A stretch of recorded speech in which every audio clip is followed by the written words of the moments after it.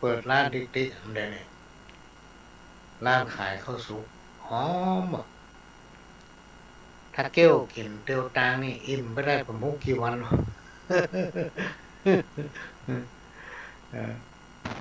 ไม่กล้าเอาภัยขยะของกินล้ำแกงโง่แกงแก้กินหลับแกงห้องแกงเลยการประคอยเหนื่อยเนอะการแรงมีหันมดโอ้มันเต็มใจซื้อว่าแค่พักมาแกงแค่คนเดียวกันได้ก็เลิกได้ก็มาปะพี่น้องต่างดูฟังละวันนี้จะอยู่ด้วยกันถึง2 ชั่วโมงตั้งแต่เวลานี้เป็นต้นไปดำเนินรายการด้วยก้าวกับผมปหลวงสว่างท่าดินจันทร์ประธานเครือข่ายกองทุนแม่ของแผ่นดินจังหวัดเชียงใหม่และ8 จังหวัดภาคเหนือรองประธานศูนย์ประสานงานกองทุนแม่ของแผ่นดินแห่งชาติช่วงนี้ก็เป็นช่วงที่มีการรณรงค์พี่น้องต่างดูฟังขอบริจาคถ้าไผ่มีโอกาสเวลาเข้ากรุงเทพไปบริจาคที่อาคารอย่างพ่อหลวงจำไม่ได้ชั้น16พุ่นที่กองศูนย์ของเพิ่นที่ทำการกองศูนย์ของประเทศที่มีปัญหาเนี่ยมีคนตายเป็นหมื่นๆพี่น้องท่านดูฟังแล้วก็ไล่ที่อยู่อาศัยประสบกับอากาศหนาวเย็นแถมทางหากโอ้ลำบากเป็นภัยพิบัติที่บ่เคยเกิดขึ้นบนโลกของเราเพราะฉะนั้นเมื่อเราไปบ่ได้เราก็มีอย่างช่วยพี่น้องท่านดูฟังเพราะว่าตัวเก่าเราก็เต็มเป่า ก็ส่งแรงใจไปเวลาเราไปทำบุญสนทานไปกินไปทานที่ไหนเราตรวจน้ำกับแพรบุญเนี่ยไปถึงเขาตั้งหลายเหล่านั้นคือพ้นจากวิกฤตเนาะพ้นจากวิกฤตวันนี้เป็นวันอาทิตย์พี่น้องท่านผู้ฟังเป็นวันอาทิตย์ที่19 กุมภาพันธ์ 2566แรม14 ค่ำเดือน5เหนือเดือน5หมดวันนี้แล้วเนอะพี่น้องท่านผู้ฟังเดือน5หมดละ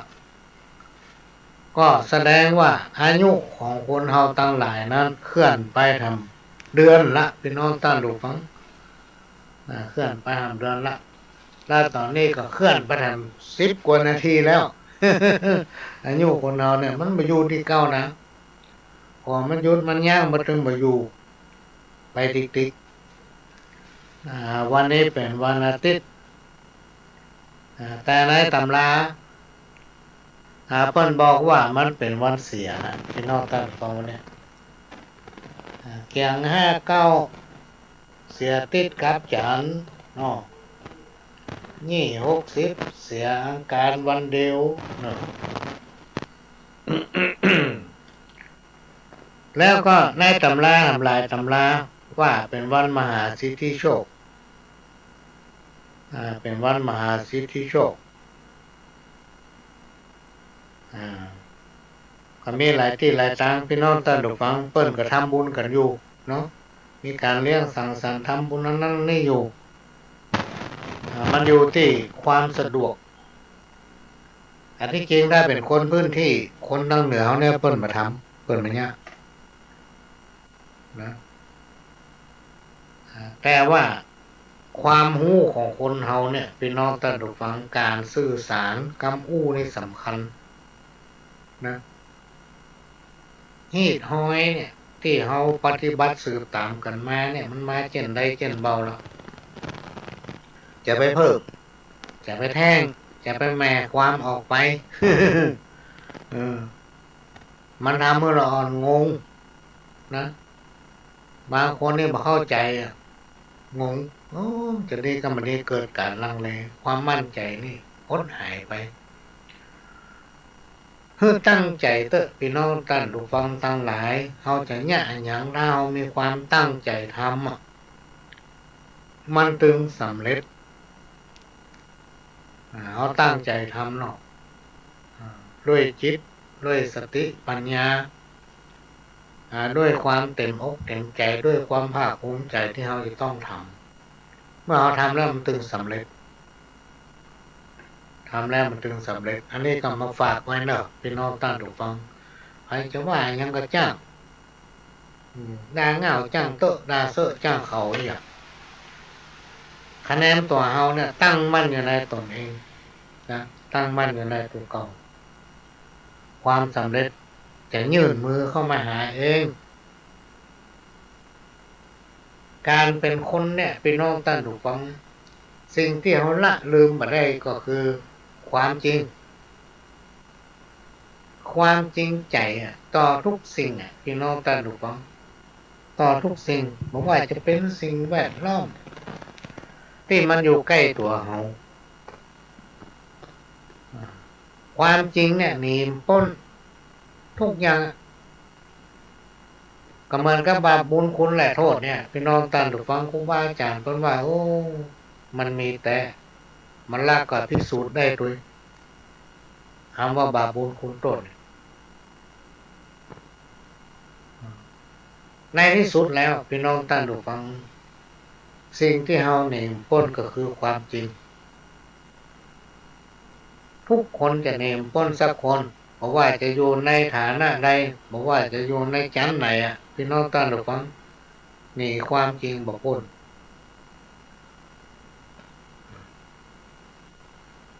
มีเกิด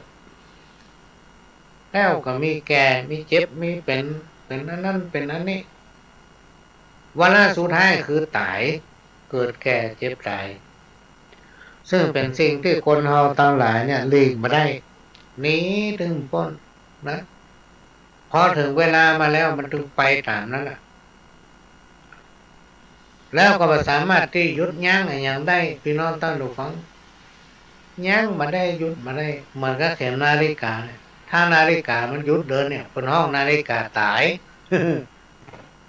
ต้องพยายามเอาไปแปลงให้มันเดินจนได้เหมือนชีวิตของคนเฮาเนี่ยตลาดใดที่เฮายังมีชีวิตอยู่คนห้องว่าหัวใจยังหูดังยังสาบเขาก็ต้องดิ้นรนทำมาหากินพี่น้องตั้งดูฟังตามหน้าที่ของฝ่ายของมันบ่ต้องคิดว่ากูจะต้องร่ำจะต้องรวยมันได้มาได้ต่อได้ก็จังมันบ่ว่านักบ่ว่าน้อยแล้วเขาคิดว่าอยู่ได้ไปเป็นวันแต่เนี่ยมันจะมีความสุขพี่น้องตั้งดูฟังถ้าใครมีความสุขมีความพอเพียง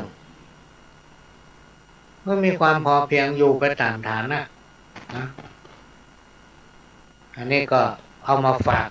ไม่ใช่เอามาโจมเนอะเอามาเล่ามาอู้ฟังเพราะว่าหลายวันละไม่ได้มาพบปะพี่น้องตั้งถูกฟังตะกี้ก็นะครับการอนุเคราะห์เมตตาจากท่านผู้อำนวยการสถานีได้เข้ามาคุมเครื่องเสียงเครื่องในห้องของคนหลวงนะผมไปจัดยากเนอะกว่าจะมาถึงพี่น้องตั้งถูกฟังนี่นะจัดยากได้เป็นจัดเมินนะมันจึงจะพดออกวิทยุมันให้ขึ้นไปสูงกว่าบนอากาศมันนะต้องปิดลงมาเนาะ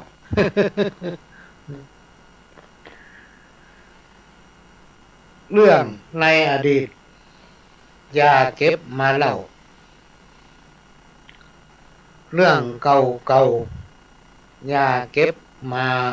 ลื้อฟื้นเรื่องอื่นๆที่มันไร้สาระก็อย่าเก็บมาคิดคนเฮาทุกคนล้วนแต่มีปัญหาชีวิตเหมือนกันทุกคนพี่น้องตั้งถูกฟังคนเราทุกคนจะต้องมีปัญหาชีวิตเหมือนกันทุกคนไม่ว่าจะอยู่ในสถานะใดนะมันมีอย่างก็มีอย่าง เขาจะผ่านพ้นสิ่งทั้งหลายเหล่านี้ได้ก็จะต้องทำจิตใจตนเองให้เป็นปกติ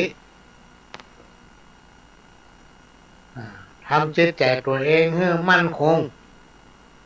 บัตีโพยตีพายพี่น้องตั้งหลวงฟังอย่าไปคิดนักนะอย่าไปคิดนักหลายๆคนเขาบอกว่าโอ้ยคนบางกลุ่มบางพวกเนี่ยมันตึงใบอยู่ใบย่างว่ะหาเรื่องคนนั้นป่าคนนี้เนี่ย ตลอดเวลาโอ้บางทีเปิ้นว่าตัวน้อยเดียวโอ้ยโคตรมีที่ไหนขนมาโคตรหมดอะอย่างเงี้ยพี่น้องท่านฟังบดีในหลักทางพุทธศาสนาเนี่ยเปิ้นมาไปวุ่นวายอันไหนที่มันใช่เรื่องของเฮาอันไหนที่มันใช่ภาระหน้าที่ของเฮานะมันไม่ใช่เรื่องของเฮาอย่าไปยุ่งนะทำตัวเนื้อเป็นตัวอย่างแก่คนในครอบครัวของตัวเองเป็นเมียก็มีความซื่อสัตย์ต่อผัวเป็นตัวอย่างให้กับลูกกับคนในครอบครัวเป็นผัวก็ให้เป็นตัวอย่างให้กับเมียเป็นตัวอย่างให้กับลูกเป็นตัวอย่างให้กับคนในครอบครัวรักษา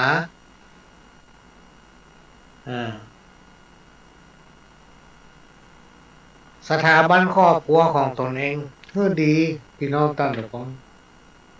ให้มีความสุขเมื่อตะกี้เนี่ยพี่น้องท่านผู้ฟังได้ยินข่าวจากอาจารย์เกษตรเพชรสำลิดเปิ้นแจ้งข่าวแล้วก็มีการยกย่องแม่หญิงคนหนึ่งจำมาได้ฟังผ่านแวบ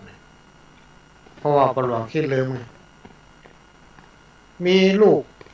ถึง15 คนนะพี่น้องท่านผู้ฟัง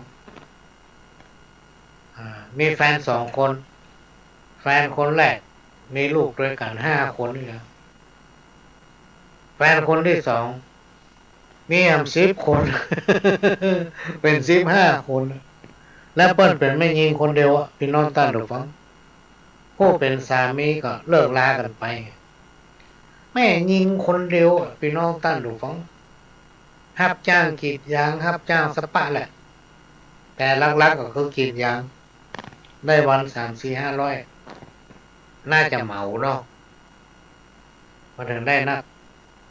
เลี้ยงลูกถึง15 คนแล้วเรียนจบปริญญาไปแล้ว2-3 คนล่ะพี่น้องท่านผู้ฟังคนเนี้ยน่าจะมาเป็นแบบนะน่าจะถ่ายรูปใหญ่ๆแล้วก็ประชาสัมพันธ์ไปทั่วโลกเลยจะดีเพราะว่าเป็นคนที่มีความสามารถเป็นผู้ที่มีความสามารถอย่างสูงสุดที่ทำลายคนทำบ่ได้ทางลงย้อนนึกไปพ่อหลวงเคยได้ยินข่าวนะบางผู้บางท่านมีลูกคนเดียวเลี้ยงบ่ได้เนี่ย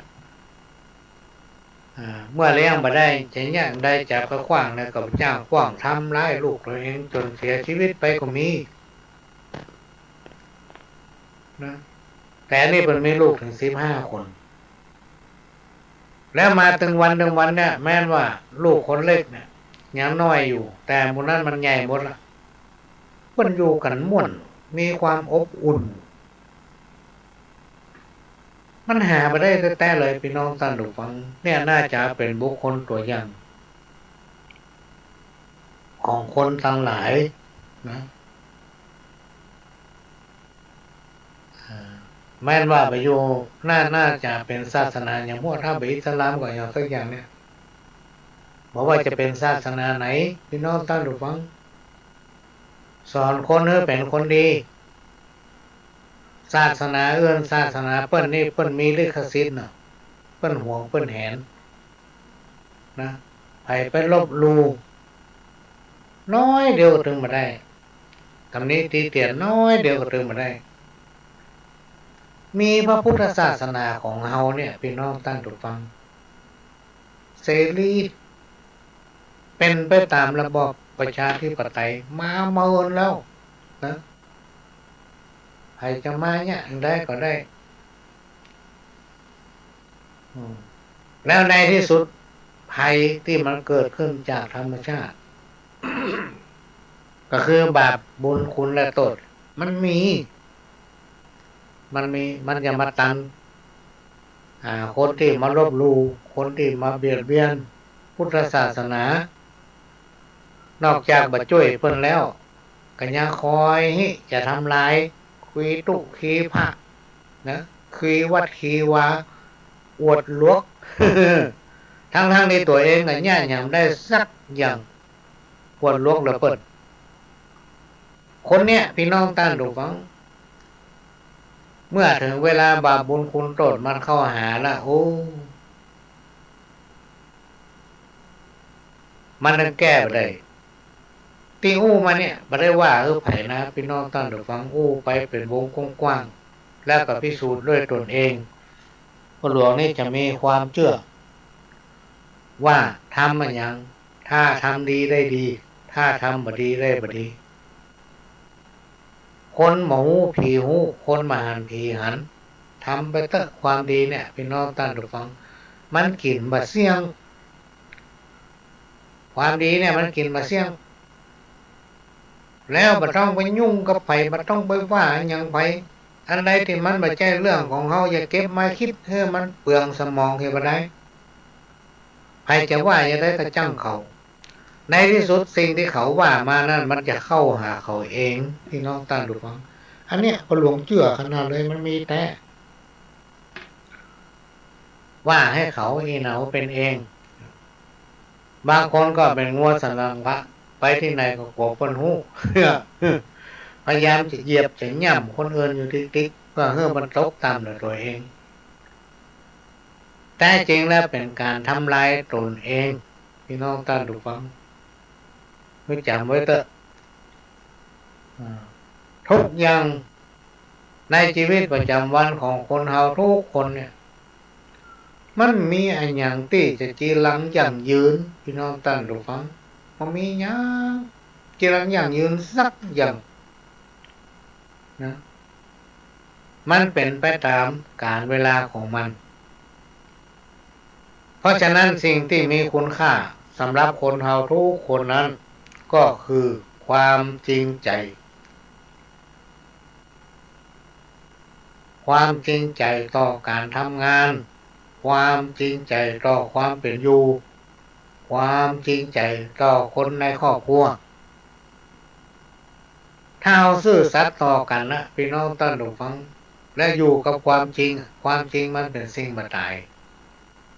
มันจะทำให้เรานั้นพบปะความเจริญรุ่งเรืองพี่น้องต้านฟัง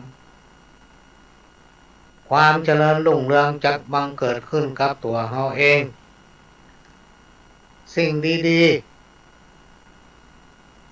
ๆและสิ่งศักดิ์สิทธิ์ทั้งหลายที่ทุกคนเฮาเนี่ยมีความเชื่อว่ามันมีสิ่งศักดิ์สิทธิ์อยู่ในโลกมนุษย์นี้โดยเฉพาะในบ้านในเรือนในครอบครัวของเฮาครอบหอครัวเรือนของเฮานั้นมีเจ้าติเจ้าตังมีธรณีมีเต้าจาตุโลกบาลมีผีหอผีเฮือนผีผู้ดำหญ้าดำผีผู้หญ้านอกจากนี้ยังมีเทวดานะพี่น้องท่านผู้ฟังทุกคนเนี่ยมีเทวดาดูแลตัวเองดูแลตัวเฮาทุกคน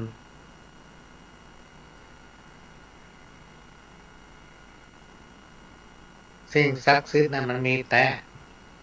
ทำดีได้ดีทำบ่ดีได้บ่ดีแม้ว่าเขาจะปกปิดอย่างไรก็จ้างเถอะพี่น้องท่านผู้ฟังความบ่ดีตัวเก่าเนี่ยปิดเถอะมันถึงบ่ปิดบ่ได้ปิดบ่สนิทเปิ้นฮู้ถึงหันยิ่งในสังคมยุคปัจจุบันเนี่ยพี่น้องท่านผู้ฟังสังคมบอกว่าจะเป็นเฟซบอกว่าจะเป็นไลน์อย่างต่างๆเนี่ยความเจริญทางด้านเทคโนโลยีเนี่ยมนุษย์หน้าก้าวไกลให้ทำมันอย่างที่ไหนเนี่ยเปิ้นฮู้กันหมดพี่น้องท่านผู้ฟังไผทำดีไผทำบ่ดีเปิ้นก็ฮู้กันหมดคนในยุคปัจจุบันเนี่ยมันฉลาดคนในยุคปัจจุบันเนี่ยมีความรู้มีการศึกษานักหนาป้าป้านนะอย่างเฮาเนี่ยเฮายังอาศัยประสบการณ์นะพี่น้องท่านผู้ฟังอาศัยประสบการณ์ตั้งแต่น้อยมาถึงวันเนี่ยว่าเฮาได้ทำมันอย่างของเนี่ยอย่างมันดีแต่มันบ่ดีนะเฮาเก็บเอาสิ่งนั้นมาโอ้มาบอกเขาแต่คนในยุคปัจจุบันเนี่ยพี่น้องท่านผู้ฟังจิตใจเขาพัฒนาไปก้าวไกลนะหมดทุกอย่าง มันกับละอ่อนอ่ะแต่ว่ามันซื้อยังเป็นละอ่อนน้อยอย่างแง่เอาแง่เพื่อแป๊ดตาไปน้อยเดียวตัวมันเล่นเลย เนี่ยความความแน่นอนที่มันเกิดขึ้นกับชีวิตของคนเราวันนี้ก็จะนำเอาเรื่องคำว่ามนุษย์มนุษย์โสคือตัวเป็นคนจิตใจก็เป็นคนนะมนุษย์สเปโตเนี่ยคือตัวเป็นคนแต่จิตใจเป็นเป็ดนี่นะมนุษย์มนุษย์โสตัวเป็นคนจิตใจก็เป็นคนเป็นคนที่ประกอบไปด้วยคุณธรรมจริยธรรมนะเป็นคนที่ยึดมั่นความสุจริตและเที่ยงธรรมนะสิ่งไหนบดีแบบเนี้ยสิ่งไหนที่หันว่ามันบ่เหมาะสมก็จะบอกลูกเต้าเหล่าหลานว่าอันนั้นบดีอันนี้บดีคือเปิ้นมีความประพฤติดีมีคุณค่าของความเป็นคนนะพี่น้องท่านผู้ฟังสามารถเป็นตัวอย่างให้กับคนอื่นได้ตัวเป็นคนจิตใจเป็นคนเนี่ยเป็นคนที่เลิกลดละในสิ่งที่บดีตั้งมวลสามารถทำตนเองให้เป็นตัวอย่างกับคนอื่นแล้วสร้างสอนคนอื่นนอกไปจากนี้ยังเป็นที่เคารพนับถือลูกเต้าเหล่าหลานญาติกาพี่น้องคนไหนได้อู้ได้จ่าได้พบได้ปะกับคนที่มีจิตใจเป็นคนเนี่ยมันม่วนอกม่วนใจได้อู้ตัวแล้วก็ม่วนใจนะมันจะตรงกันข้ามกับมนุษย์สเปโตนี่คือตัวเป็นคนแต่ใจเป็นเป็ดพี่น้องท่านผู้ฟังจิตใจมันเป็นเป็ดบ่พอยังเป็นคนถอยด้วยทำไมคนถอยก็คือคนมันอุ้มหูเรื่องเปิ้นแง่อย่างมันยอมเข้าใจก็ไผทำดีมันหันเปิ้นได้ดีมันขอยเปิ้นเปิ้นห้องคนถอยโบราณครูบาอาจารย์กล่าวว่าอย่ายกย่องคนถอยคนพาลบดีก็มันเป็นคนถอยคนพาลพี่น้องท่านผู้ฟังเต้าเพื่อการยกย่องมาเนี่ยมันก็จะสร้างปัญหาขึ้นในสังคมแหละเพิ่นถึงว่าคนถอยคนพาลเรื่องมีบ่มีมันก็หาเข้ามาใส่จ้องจะหาเรื่องคนนั้นจ้องจะหาเรื่องคนนี้อันนี้เป็นห้องคนถอยคนพาลถ้ามันนานตายเนอะพี่น้องท่านผู้ฟังผีก็บ่ค่อยได้เหมือนกลัวมันไปวุ่นวายในเมืองผีมันก็จะต้องลงวิบากในโลกของมนุษย์เขาเนี่ยแล้วภัยที่จะเกิดขึ้นกับตัวมันก็คือบาปบุญคุณและโทษระวังให้ดีนะมันยังจะดิ้นได้ก็คอนะพี่น้องท่านผู้ฟังดิ้นได้ก็คอนะวันใดวันหนึ่งถ้าหลายๆวันเข้ามันสั่งสมไว้มันไม่ได้ว่าคนนั้นไม่ได้ว่าคนนี้เส้นเลือดมันจะแตก เส้นเลือดไม่ได้แตกเพราะมันไม่ได้ว่าอย่างไผ่โลกคนถอยคนพาลเนี่ยพี่น้องท่านผู้ฟังถ้ามันได้หาเรื่องไผ่ที่มันอยู่ในตึ้งม่วนกินข้าวมันก็บัดลำนอนมันก็บัดรับนะเพราะฉะนั้นโบราณครูบาอาจารย์ต้นบอกว่าอย่ายกย่องคนถอยอย่าไปยกย่องคนพาลปล่อยให้มันอยู่คนเดียวมันถ้ามันปรับพฤติกรรมของตนเองกำเดียวมันพ่ายไปเอง พ่ายกับชีวิตของตัวเก่าไปเองนะอันเนี้ยมันจะมีทั่วไปแหละพี่น้องท่านผู้ฟังมนุษย์เดรัจฉานโนก็คือมีตัวตนเป็นคนนั่นแหละแต่มันมีจิตใจที่ผิดมนุษย์เป็นห้องว่ามีจิตใจเป็นเดรัจฉาน ดูคำว่าเดรัจฉานเนี่ยพี่น้องท่านผู้ฟังมันต่ำนะยังต่ำกว่างัวกว่าควายด้วยซ้ำ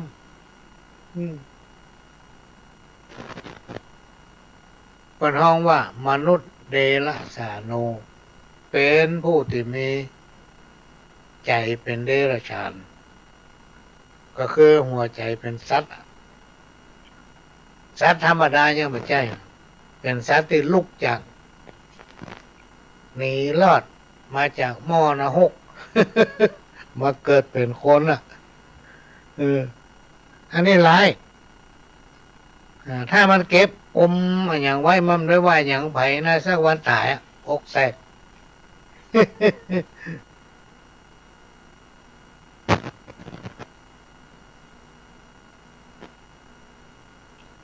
เนี่ยก็เอามาอู้ฟังพี่น้องท่านผู้ฟังมนุษย์ในโลกเฮานี้มากมีทรัพย์สนตัวในสากลมีจนล้นห้องต่างเผ่าพันธุ์หลาย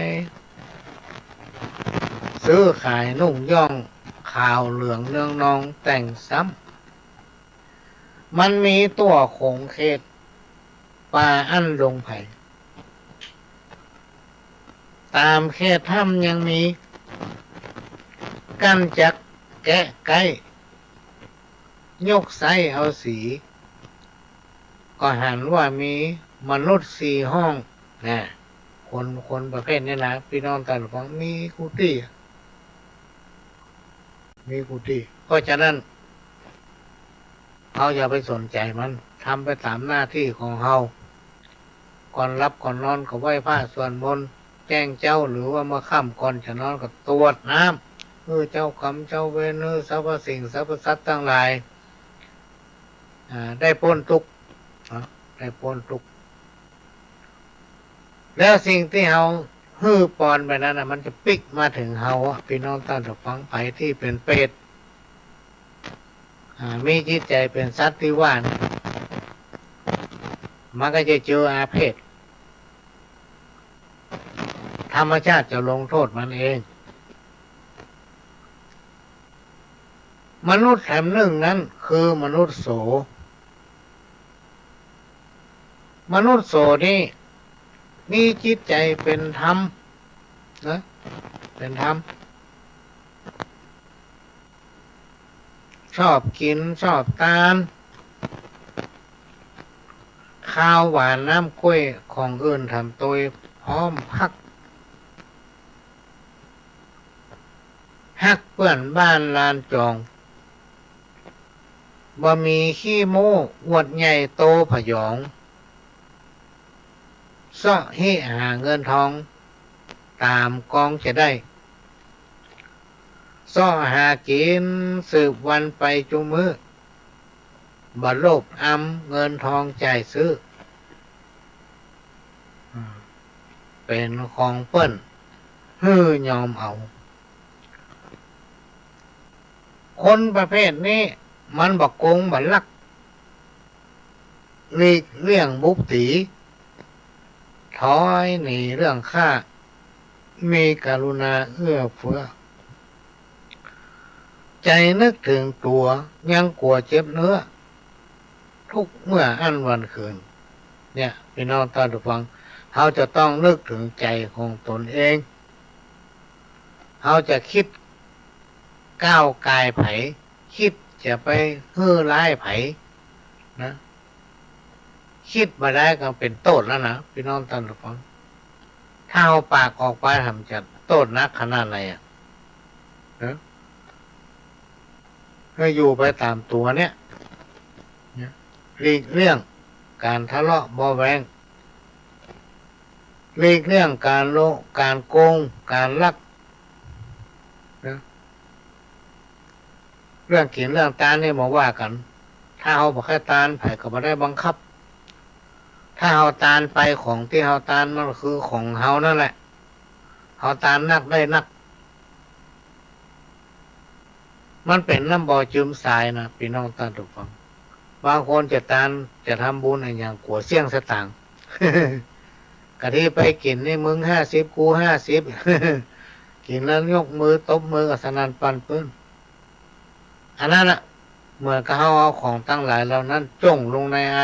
ในบวกในม่องในโมงในหลุมมันบ่เกิดประโยชน์แต่ถ้าเอากินตาเนี่ยพี่น้องตาถูกฟังเพิ่นตรวจน้ำลูกเพิ่นตรวจน้ำผลที่เราจะได้รับก็คือความสบายใจหายจากอุปทวะกังวลอันตรายสัพพะภัยสัพพะข้ออันทั้งหลายทั้งมวลเนี่ยมันมาบังเกิดมันมาบังเกิดที่จะโดนนักนี่โดนสักกรรมทุกคนที่เกิดมาเนี่ยมันมีกรรมเป็นของตนเองพี่น้องท่านผู้ฟังบางอย่างบางคนนี่โทษกรรมมันยังกูเป็นล่ำปลาเหลืออย่า เขาไปแจ้งหู้ลงว่าในอดีตชาติเขาได้ทำมันอย่างไว้ในอดีตชาติเขาได้ทิศนี่ทิศเส้นเขาก้าวได้เนี่ยอย่างไว้ก็ที่มันขำมันกาเกิดมาในชาตินี้ได้มาปะมาพบกันคำว่ากรรมเนี่ยพี่น้องท่านผู้ฟังมันไม่ใช่ว่าตัดได้แตนกันได้นะถ้ามันได้สร้างกรรมไปแล้วเนี่ยหมดกรรมไปแล้วเนี่ยอันนั้นมันถึงจะอยู่หมดเปิ้นทำเขาทำเปิ้นเนี่ยเขาเนี่ยเปิ้นทำบุญเขาก็ทำบุญไปนะจะนักจะน้อยตามกำลังของเขาบ่ใช่ว่าเฮามีน้อยแล้วไปตามนักคำเดียวปัญหาเกิดละทำไปตามกำลังพี่น้องท่านผู้ฟังครูบาอาจารย์เพิ่นถึงกล่าวไว้หนูว่าถ้าเรามีสตางค์สัก5 บาทเนี่ยเอามาจ่าย2 บาทเอาไว้ให้พ่อแม่2 บาทเหลือ5 บาทเอาไว้ทำบุญเนี่ย นะถ้าเราตั้งใจนะบุญนั้นสำเร็จเนี่ยอู้เรื่องเนี้ยไปอู้ที่ไหนหูจำมาได้เขายกมือก็ว่ากูอู้ผิดอย่างไงเนาะบางคนบัดทำบุญอย่างสักอย่างวะเปิ้นแปลงศาลาเปิ้นแปลงวิหารเปิ้นแปลงอันนั้นแปลงอันนี้เปิ้นก่อศาลาแปลงถนนหนทางเปิ้นเนี่ยสุสานเปิ้นทำอย่างทุกอย่างมันบัดทำพี่น้องแล้วก็ว่าเปิ้นเนี่ยตายก็ตายสักเตื้อมันเป็นจะได้หาปลวงที่หรอกโอ้ถ้าพอว่าเตอะมันอยู่ไหนตึงหมม่วนเดี๋ยวมันถึงทุกอกทุกใจตอมใจเนาะเดี๋ยวมันก็เป็นนั่นเป็นนี่ พอไปเตอะแถมเมื่อนะตึงเหลืองสักอย่างเนาะเพราะมันเกิดมาเป็นคนมันให้โอกาสให้บุญวาสนาหนุนนำมาเกิดเป็นคนแล้วมันไปสร้างสรรค์สังคมมาทำความดีนอกจากตัวมาทำแล้วไปว่าเฮ้เปิ้นทำนะหาเรื่องใส่เปิ้นทิกๆหันไผดีไหนบ่ได้อิจฉาเปิ้นคนแบบเนี้ยจะไปฮื้อใต้มันจะไปส่งเสริมมันนะจะไปอู้กับมันปล่อยมันอยู่คนเดียวมันแต่เดี๋ยวให้มันอกแตกตายไปเลย คนที่เปิ้นมีพื้นฐานดีนั้นจะมีอุปนิสัยเป็นผู้ที่มีความคิดมันกับกรรมคนละคนที่บอกว่าเป็นผู้ล่ำปิดบ่คิดข่มเหงบ่เป็นนักเลงข่มขู่เจ้าบ้านยามมันจะก้าวจะอู้อันหยังจ่าไข่ปากต้านฟังสำราญม่วนนักปะหันที่ไหนได้อู้ตัวม่วนอกม่วนใจนะไอ้ส่วนคนบดีเนี่ยพี่น้องท่านผู้ฟังถ้าป้าที่ไหนโคตรค่ายลาหนีเถอะ ถ้ากรรมมันมีก็ให้มันอยู่กับกรรมของมันละไปจนตายวะไปใกล้มันอันเนี้ยมันเป็นปกติของคนที่เปิ้นบอกว่านานาจิตตังจิตใจคนเฮาเนี่ยมันบ่เท่ากันห้อยอยู่ที่เดียวกันแท้ความคิดความอ่านไปคนละตีละทางนะก็อย่าไปสนใจมันทำตนเองให้อยู่ได้ให้ตนเองและครอบครัวมีความสุขใครจะว่ายังก็อย่าไปสนใจเพราะว่าเขากินข้าวของเขาลูกเขาไม่ได้ไปกินข้าวไผ่อะ ไผ่ไม่ได้มาเลี้ยงเขาเพราะฉะนั้นให้มั่นใจและภาคภูมิใจในตนเองว่าตัวก็เป็นคนคนหนึ่งอ่ะนะมนุษย์แห่งประเภทหนึ่งคือมนุษย์เปโตรมีจิตใจโกบัลละบ่เชื่อบาปกรรมนะเป็นคนบ้าบินมายอมฟังคนอื่นเอาใจตัวว่านะเอาใจตัวว่ามุสาสุราบะเว้นคำสอนของพระพุทธองค์มันตึงประจำนอกจากนี้ยังมีการกระทำบ่เหมือนเปื้อนเจ้าบ้านนะความประพฤติปฏิบัติของคนคนเนี้ยพี่น้องท่านทุกฝั่งคนที่บอกกลัวบาปบอกกลัวกรรมเนี่ยมันมีพฤติกรรมกระทำตนเองบ่เหมือนเปิ้นเจ้าบ้านนะเหมือนเปิ้นเจ้าบ้านซ้อหาบาปกรรมใส่ตัวเองโดยบุกขัวมาย่านนะโดยบุกขัวมาย่านหารู้ไหมว่าบาปบุญคุณและโทษที่เปิ้นว่ากันเนี่ยมันมีจ้าหน้ามีจ้าเนี่ยมันไต่อยู่ขอบบุรีนี่แล้วเนะสักวันหนึ่งก่อนมันจะลงทันแล้วจะไปโทษกรรมมันยังกูล่ำเหลือ คนใจพานเนี่ยเป็นน้องต้านหรือฟังมันเหมือนกับคนหอยถ้าไผ่ปะไผ่พบที่ไหนจะไปอู้กับมันปล่อยมันอยู่คนเดียวมันเพราะว่ามันเป็นคนหอยมันเป็นคนที่ใจดำนะใจดำคนห้องว่าใจดำเหือดแห้งเนี่ยคนประเภทนี้นะชอบว่าคนนั้นคนนี้และในที่สุดตัวเองก็ทำอย่างได้สักอย่างทำอย่างไม่ได้พอปนยกหม้อข้าวต้มฮือหน่อยโอ้ยเอาละเป็นเอ็นเป็นยำอย่าไปใกล้มันเนอะเป็นน้องต้านลูกฟังคนประเภทที่กล่าวมาแล้วนี้คนในประเภทหนึ่งตามพระจาธรรมะเปิ้นว่าเดละสาโนมนุษย์เดละสาโน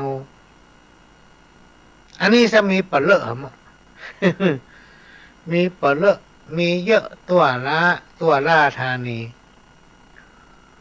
ห้องก็ขี้ค้านลบงานสุดปีเปิ้นมีงานเนี่ยมาตึงบักใกล้มันกว่าได้ช่วยได้เนี่ยได้ทำเนาะก็เปิดเนี่ยแล้วไปพอละอันนี้หน้าที่เป็นอย่างนั้นอันนั้นหน้าที่เป็นอย่างนี้ คนประเภทนี้เปิ้นห้องว่าเดละสาโนมีนักเรื่องดีๆมันบ่จำเรื่องศีลเรื่องธรรมเนี่ยมันบ่ชอบนะความหู้มีเต้าห่าง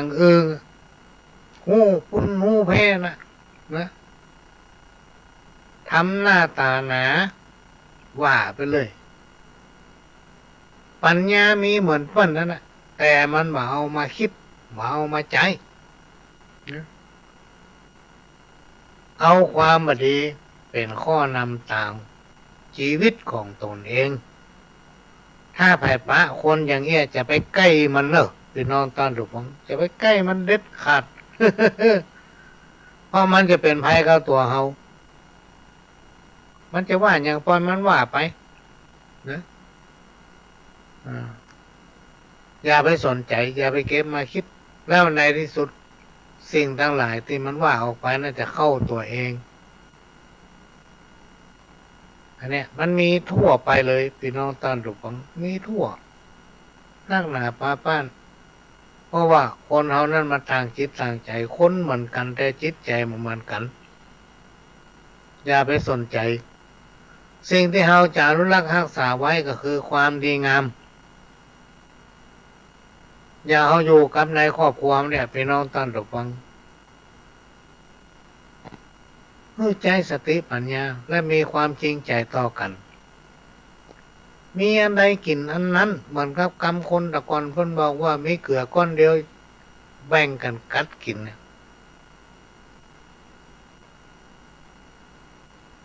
มันจึงอยู่ได้คนเฮา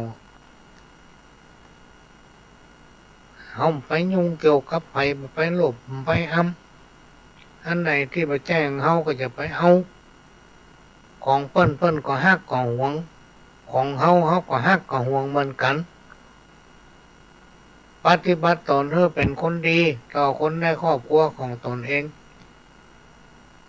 อันเนี้ยจะมั่งมุนตุ้นเต้าด้วยเข้าของสมบัตินักหนาปาป้านไปเลยจนตายแต่ถ้าเอาไปเป็นมนุษย์เดรัจฉานอย่างที่ว่าเนี่ยว่าเปิ้นตำติเตียนอันนั้นอันนี้คอยเปิ้นคิดในทางบดีอยู่เรื่อยๆพี่น้องท่านหลวงเปิ้นห้องว่ายังบัดสายเด้อจิตใจมันลงไปอยู่มรณรกพุ่นน่ะ เพราะมันเกิดความรุ่มร้อนอยู่ตลอด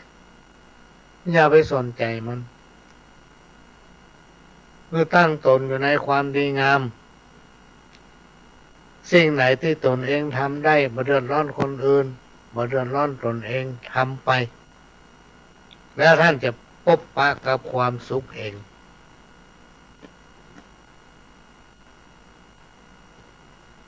ศีลบ่ได้อยู่ที่พระหรือบ่ได้อยู่ที่ตุเจ้าธรรมะอันเป็นคำสั่งสอนขององค์พระสัมมาสัมพุทธเจ้านั้นบ่ได้อยู่ที่วัดบ่ได้อยู่ที่ในตู้นะมันอยู่ทั่วไปพี่น้องท่านทุกท่านธรรมะเนี่ยมันอยู่ทั่วไปแทนประการเรื่องสตางค์เนี่ยไม่ใช่ว่ามีอยู่กับที่เศรษฐีนะใครก็มีได้สตางค์เนี่ยอยู่ได้กับทุกคนบอกว่าตอนเองจะเป็นคนทุกคนจนคนมั่งคนมีคนร่ำคนรวยคนพิการง่อยนะสตางค์ก็อยู่ตัวถ้าเฮาจ้างใจจ้างกินพี่น้องท่านทุกฟังมันอยู่ตัวเฮาเมินแต่ถ้าเฮาไปจ้างกินไปจ้างใจกันเดิมไปให้เสียบเหมือนกับผ้าเนี่ยก็ผ้าเนี่ยผู้ที่เป็นผู้ที่มีความดีงามบำเพ็ญบารมีเผยแพร่เป็นตัวแทนในทางพุทธศาสนาใครเข้าหาก็ได้ลูกพี่น้องท่านผู้ฟังถึงคนให้คนดีไอ้นั่นมันเป็นผู้ร้ายโจร500มันก็เข้าไปกราบไปไหว้ได้คนนั้นเป็นคนดีขนาดดีที่สุดเลยจนยอดเยี่ยมมันก็เข้าไปกราบไปไหว้ได้ทุกคนก็เข้าไปหาได้แต่เราอย่าลืมว่าพี่น้องท่านผู้ฟังการเป็นคนผู้รักผู้ใหญ่ที่มีภารกิจก็จะต้องมีคนรับใจหรือว่าคนอุปถากอุปถัมภ์ข้อนี้จะไปลืม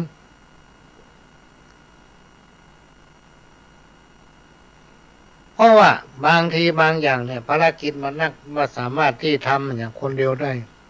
ต้องอาศัยคนอื่นๆยกตัวอย่างพ่อหลวงเนี่ยมาได้อู้เข้าตัวเก่านะพี่น้องท่านผู้ฟังเขาต้องสมมุติตัวเก่าเพราะเป็นรายการของเขาลูกพระเจ้าว่าอู้เข้าหาตัวเองเวลาเขาไปหั่นไปนี่เขาต้องมีคนช่วยลูกพี่น้องท่านผู้ฟังบางอย่างเขาจะสามารถที่ทำได้ ต้องมีคนช่วยต้องมีลายตีนลายมือโดยที่เฮาเนี่ยบอกกล่าวว่าอันนั้นเป็นอันนั้นนี่เป็นอีกเอาไปเนี่ยคนเดียวเหี่ยมดเนี่ยพี่น้องท่านผู้ฟังมันก็ไปใจยิ่งถ้าคนไหนอายุนักเนี่ยนักไปอ่ะพี่น้องท่านผู้ฟังมันจะมาเตียวอย่างละอ่อนล่นอย่างละอ่อนมาได้หรอกก็ต้องมีไม้เต้าเป็นที่เปิ้งมันจะต้องอาศัยน้ำพึ่งเรือเสือพึ่งป่าไงเพราะฉะนั้นเราสังเกตว่าสถานที่หลายแห่งอย่างพ่อหลวงนี่เคยไปที่วัดหนึ่งในจังหวัดพิษณุโลกทุกวันนะพี่น้องท่านผู้ฟังเพิ่นจะมีศรัทธาตายกตายกาบอกว่าจะส่วนใหญ่จะเป็นแม่ยิงอยู่เต็มวัดกันไผไปทำบุญเพิ่นก็จัดสรรแต่งห้างเข้าป่าอาหารเพื่อถวายเพลถวายอาหารเจ้าพระสงฆ์องค์เจ้าที่อยู่ในวัดนั้นเสร็จแล้วหลังเพลเพิ่นจะช่วยกันล้างถ้วยล้างช้อนกับปลากันปิกบ้านไผบ้านมันอันนี้เป็นสิ่งที่ดีพี่น้องท่านผู้ฟังในฐานะที่เขาเป็นเจ้าพุทธชื่อว่าเขาเป็นผู้ที่ให้การอนุเคราะห์อุปถากอุปถัมภ์ให้ความสะดวกและเป็นกำลังใจให้แก่พระสงฆ์องค์เจ้า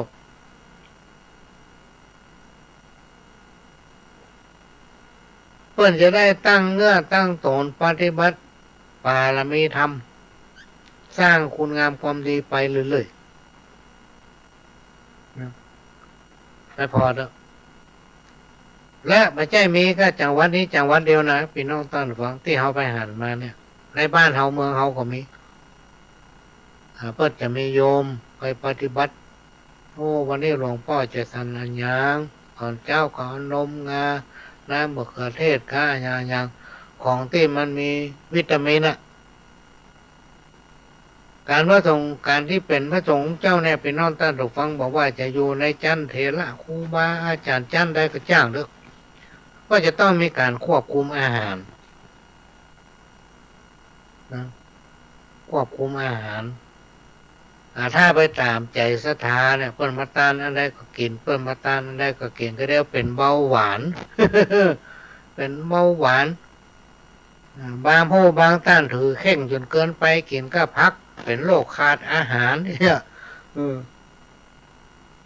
ในยุคปัจจุบันเนี่ยมันเป็นปุคลาธิฐานธรรมเป็นสิ่งที่สมมุตินะเป็นสิ่งที่สมมุติแต่สิ่งที่เราเลี่ยงมาได้คือเราต้องอยู่กับความจริงนะความจริงเนี่ยนี่จริงถึงบ่ปนเราจะต้องให้เกียรติซึ่งกันและกันพี่น้องท่านผู้ฟังอันนี้ถ้าไปทำอย่างน้อยไปว่าเขาเปิ้นหาเรื่องใส่เปิ้น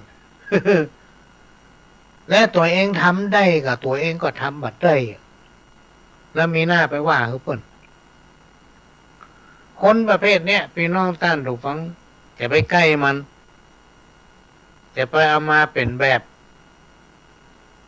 นะจะไปยกก้นมันจะไปยกหม้อข้าวต้มเพื่อมันเปิดห้อยกย่อง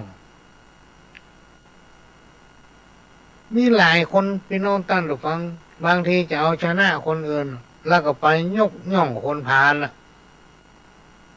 เปิดว่าคบกับคนพาลมันจะไปหาพิษหาสิ่งที่บดีเข้ามาเลยขันยาไปหามันอยู่ เพราะมันจะเอาชนะจิตใจคนอื่นแล้วในที่สุดความที่คนอื่นก็เคารพนับถือตนเองเนี่ย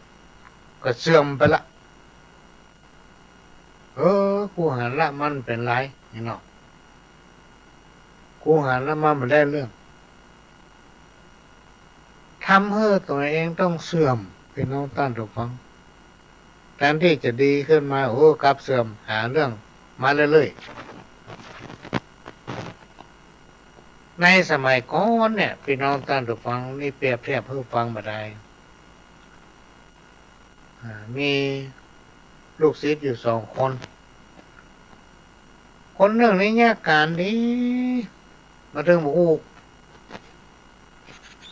ทำคนหนึ่งมันขี้ส่อขี้ฟ้องมันเดินมาอู้มาส่อมาฟ้องติ๊กวันหนึ่งเป็น10 เรื่อง20 เรื่องแล้วถามคนบอกอู้แยกการทำประจำหน้าที่ของเขาท่านจะชอบคนไหนชอบคนที่มาขี้ส่อขี้ฟ้องบึดเอาเรื่องหนึ่งมาบึดเอาเรื่องนี้มา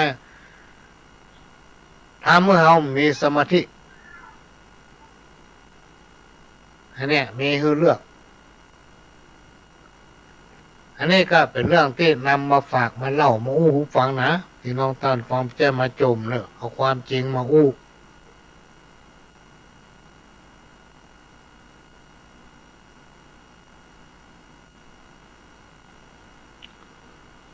ศีล 5ศีล 8บ่ได้แขวดกับตัวอย่ามัวเมากล้าเลี้ยงไส้นะจับใส่บางรายนี่บอกเคยได้ไปฟังธรรมด้วยซ้ำแล้วก็มาเชื่อฟังกำไผ่ถือว่ามันหู้หมดกูนี่มีในสมองนี่หมด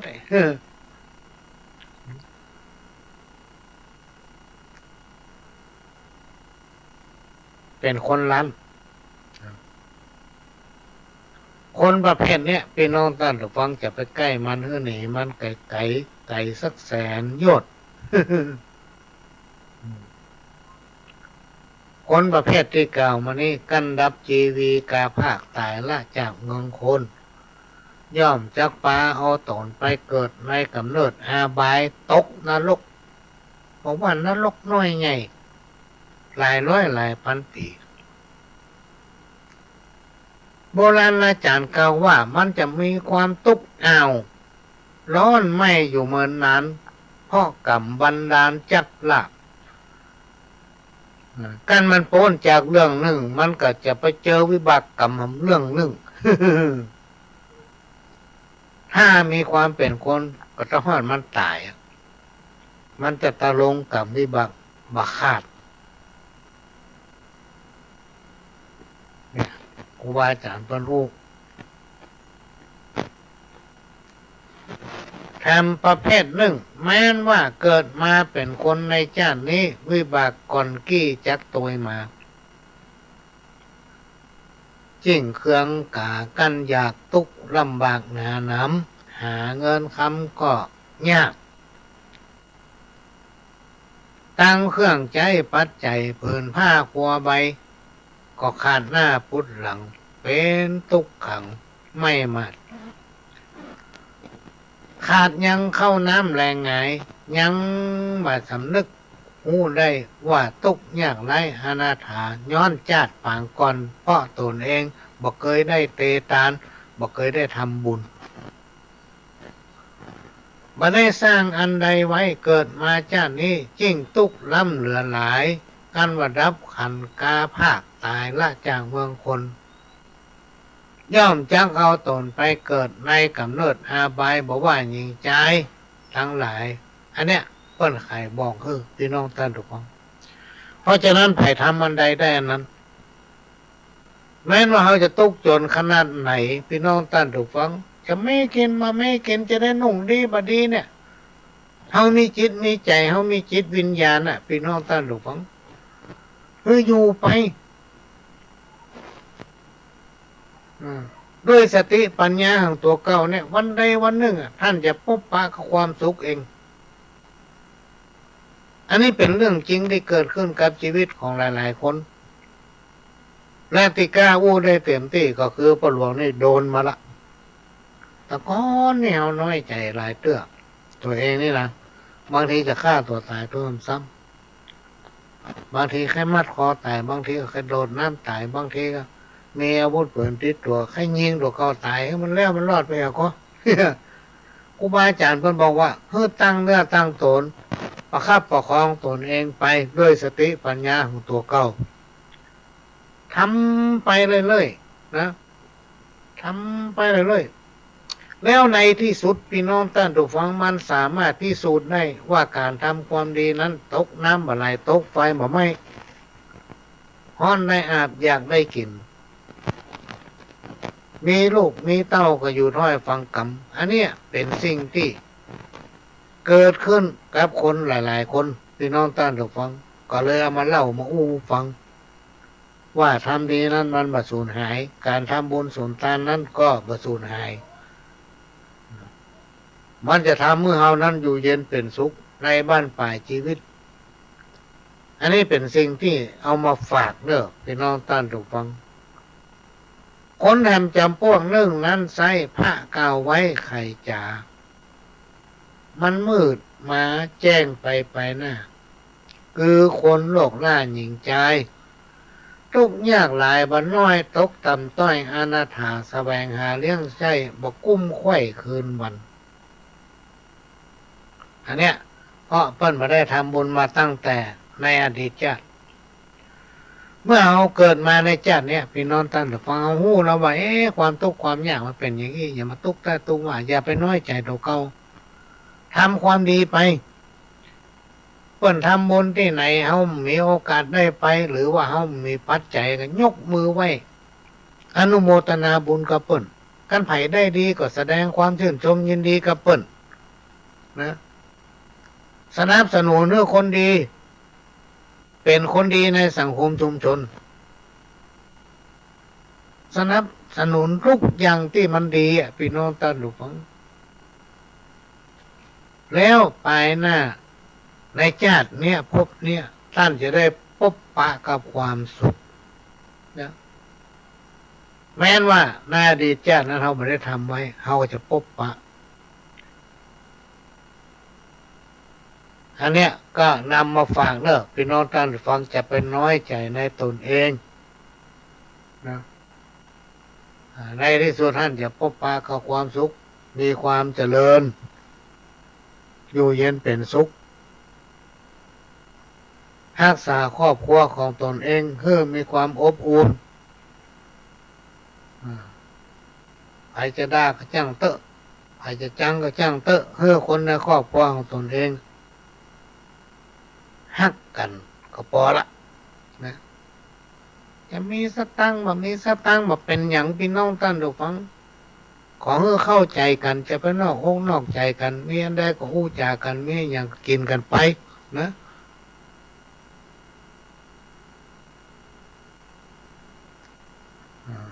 อันนี้ก็เอามาฝากเด้อเมื่อมานั่งขึ้นฮอดแล้ว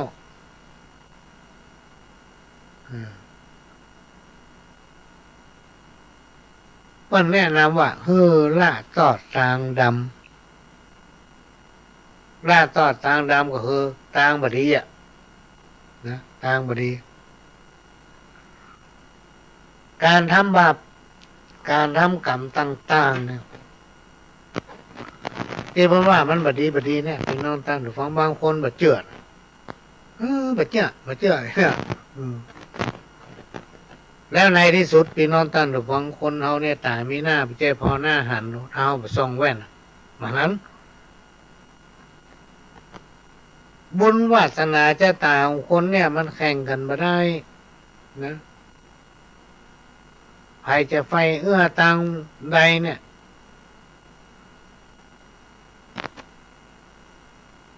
ก็ต้องเลือกการสนับสนุนเป็นกำลังใจให้เขาบ่ต้องกลัวเขาล่ำบ่ต้องกลัวเขาเรือบ่ต้องกลัวเขาได้ดีแล้วในที่สุดจิตใจเขาจะสบายพี่น้องท่านผู้ฟังแต่ถ้าเขาลาสาประมาทนะศีลธรรมมาอยู่ในใจของตัวเก่าก็สอดหากับเรื่องเปิ้นติ๊กเนี่ยในที่สุดท่านจะพบปะกับทางที่มืดดำนะแบบหลีกเว้นมาได้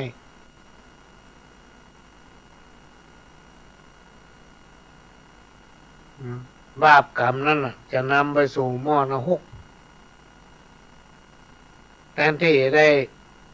อยู่เป็นคนได้ทำบุญสั่งสมไปแต่เลยเพิ่มบุญขึ้นไป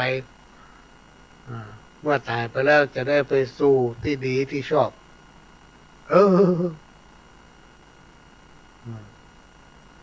ซ้ำก่อกรรมขึ้นติ๊ก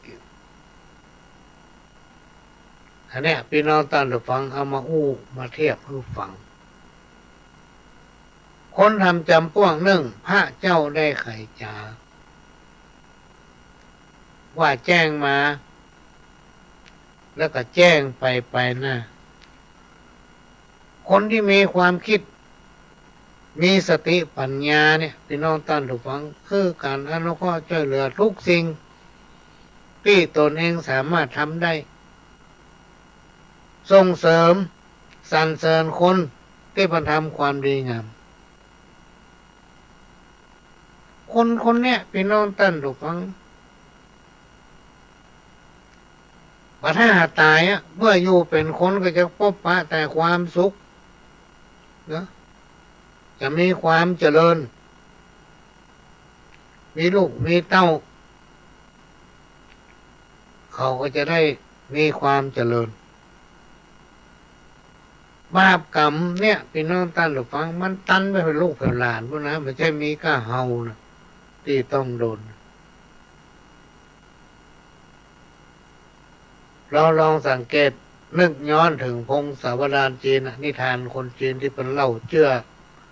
ต่อกันมาเนี่ยถ้าพ่อมันทำความผิดเนี่ยประหาร10 ชั่วโคตรกันนะ ถ้าไผก่อบาปทำกรรมเนี่ยพี่น้องท่านผู้ฟังมันไปเป็นลูกเป็นหลานไปเป็นโคตรขกุนมุนเง่าคุณนะเนี่ยเอามาฟังคนทำจำพวกหนึ่งผ้าที่ไว้จากไข่ว่าแจ้งมามืดไปหน้าคนโลกนี้ได้ทำความดี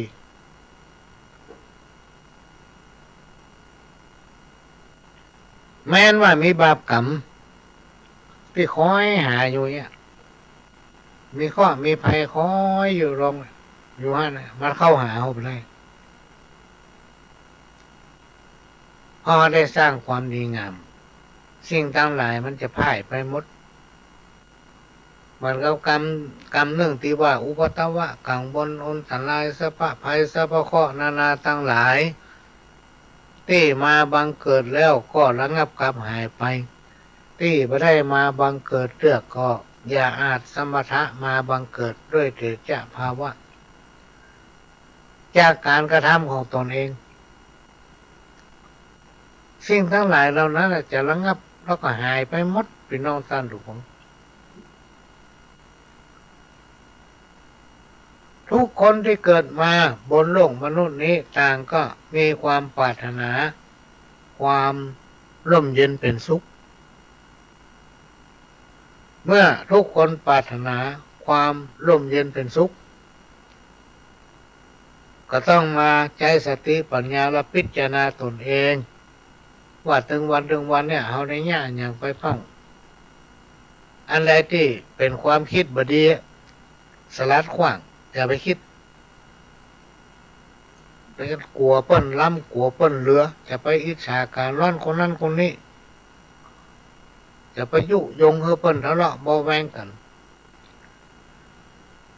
อันเนี้ยได้ชื่อว่าเป็นคนในโลกกับเปิ้น เป็นคนกับโลกอยู่ในโลกกับเปิ้นเมื่อเขาเกิดมาเป็นคนเขาก็ทำตัวเองให้เป็นคนให้มันคุ้มค่ากับที่เขาได้เกิดมานะคนเขาหูวันเกิดบอกหูวันตายนะหูแต่ว่าวันนี้ไผ่หมูว่ามันจะเกิดอะไรอย่างขึ้นกับตัวของเขาเองเพราะฉะนั้นบุญวาสนาเจตาของคนเขาเนี่ยมันแข่งกันมาได้พี่น้องท่านผู้ฟังถ้าใครอยากจะพบปะความสุขสำราญชื่นจ้อยสมไฟห้อยทุกประการก็สร้างสมความดีงามไว้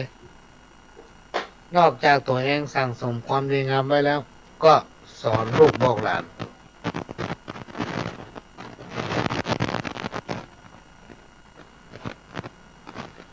ขณะนี้พี่น้องท่านผู้ฟังก็กำลังรับฟังรายการสาระสปะจากสถานีวิทยุกระจายเสียงพระพุทธศาสนาแห่งชาติและสังคมขึ้นเพื่อการศึกษาพระพุทธศาสนาและวัฒนธรรม FM 104.50 เมกะเฮิรตซ์จากวัดไฟหินวัดไฟหินตั้งอยู่หลังมช.พี่น้องท่านผู้ฟังก็เป็นสถานีวิทยุเป็นตัวแทนของภาคเหนือก็ว่าได้พี่น้องท่านผู้ฟังที่นำเอาสารธรรมที่มันเป็นหัวข้อของธรรมะจากเถระครูบาอาจารย์จากผู้ดำเนินรายการสถานีต่างๆเนี่ยลิงก์สัญญาณเข้ามาให้พี่น้องท่านผู้ฟังได้ฟังกันเป็นธรรมะที่ฟังกันแล้วเข้าใจกันง่ายๆพี่น้องท่านผู้ฟังบ่สร้างให้ลุ่มหลงบ่มีพิษมีภัยอย่างกับภัยพยายามค้นหาเอาสิ่งที่มีสาระประโยชน์ฟังและเกิดประโยชน์กับพี่น้องท่านผู้ฟังมาออกอากาศโดยบ่มุ่งหวังประโยชน์อย่างสักอย่างพี่น้องท่านผู้ฟังอย่างผู้ดำเนินรายการหลายๆรายการเนี่ยเพิ่นบ่หวังได้อย่างเปิ้นเสียสละเวลาตัวของเปิ้นรวมไปถึงสติปัญญาของเปิ้นเพื่อนำเอาสิ่งที่ดีๆมาเผยแพร่สิ่งไหนที่เฮาบ่เคยฟังเฮาได้ฟังสิ่งไหนบ่เคยได้ยินเฮาได้ยิน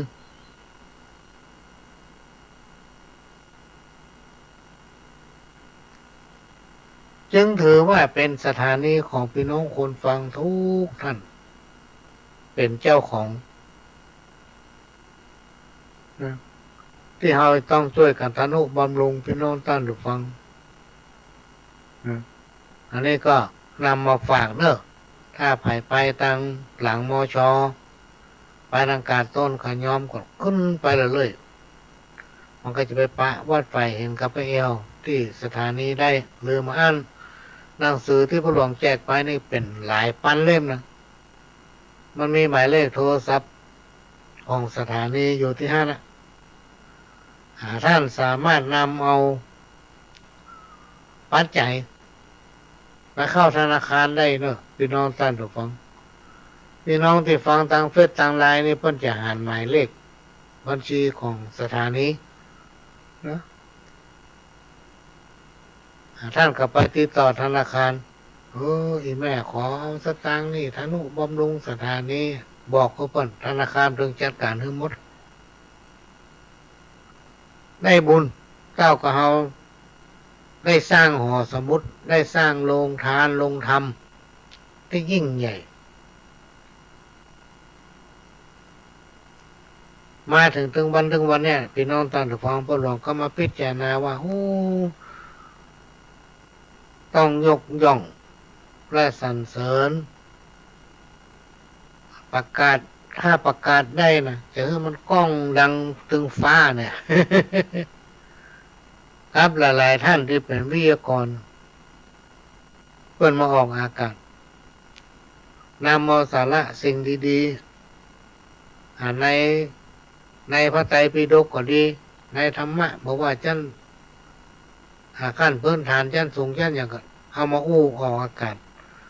แล้วเปิ้นมาเคยย่างแล้วเปิ้นก็บ่เคยได้ประโยชน์อันหยังเพื่อพี่น้องท่านผู้ฟังได้ฟังและเข้าใจกันก็ต้องขอประกาศเพื่อมันก้องฟ้าไปเลยว่าขอยกย่องว่าเปิ้นผู้นั้นเป็นปูชนียบุคคลด้วยมีผลประโยชน์อย่างสักอย่างตั้งใจเอาสิ่งดีๆมาออกอากาศให้พี่น้องท่านผู้ฟังได้ฟังกันการฟังมีอยู่หลายอย่างนะพี่น้องท่านผู้ฟังบ่ใช่ว่าฟังแล้วนำไปคิดบางคนอาจจะไปคิดก็ได้บางสิ่งบางอย่างที่เฮาบ่เคยได้ยินเฮาได้ยินบางสิ่งบางอย่างที่เฮาฮู้เฮาก็จะได้ฮู้เพิ่ม แต่ลักษณะของคนเราเนี่ยมันจะแตกต่างกันไปหน่อยพี่น้องท่านผู้ฟังมันจะมันเหมือนใจกันหมดมันเป็นไปไม่ได้ตัวท่านเองยังทำตัวเองให้เหมือนใจคนอื่นมาได้แล้วคนอื่นจะมาทำตัวเปิ้นให้เหมือนใจเราทุกคนมันเป็นไปไม่ได้มันย่อมเป็นไปตามเนี้ยแต่ในที่สุดเราก็ต้องทำตัวเองให้เป็นน้ำกึ่งแก้วพี่น้องท่านผู้ฟังคอยรับสิ่งที่ดีๆแล้วก็สนับสนุนคนที่เป็นทำความดีงามไม่ใช่ว่าหันเปิ้นทำความดีแล้วไปว่าเปิ้นทำนี้ตีเตียนเปิ้นหาเรื่องคุยเปิ้น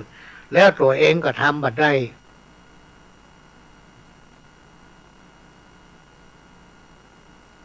อย่าทำตนเอง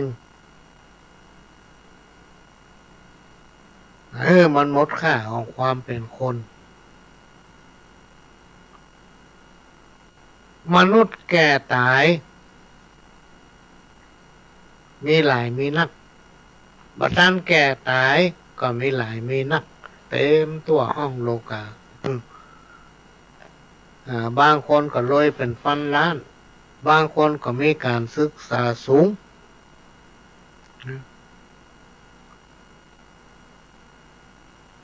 พ่องแก่หัวงอกปอขาวไปไหนไผไปชอบพ่ออย่างมันว่าเปิ้นติ๊กๆคนอื่นไผนอกจากตัวของมันเองเนี่ยบดีสักคนให้ตัวเองทำบดีว่าถูกเนี่ยทำบ่ถูกแต่เปิ้นว่าดีชอบเนี่ยคนประเภทนี้ก็มีนักนะพี่น้องท่านผู้ฟังก็ต้องขอบพระคุณพี่น้องท่านคนฟังหลายท่านอันนี้แม่แดงดอกตะล่อมก็ฟังอยู่ตลอดอันนี้บอกเคยขาดเลยเป็นแฟนรายการตอนนี้กิจการเป็นรุ่งเรืองแล้วมีร้านขายข้าวนึ่งหลายที่ เขาว่านะถ้าจะรวยเอาสตางค์ไปไว้ที่ไหนร่ำเหลืองมันเนอะ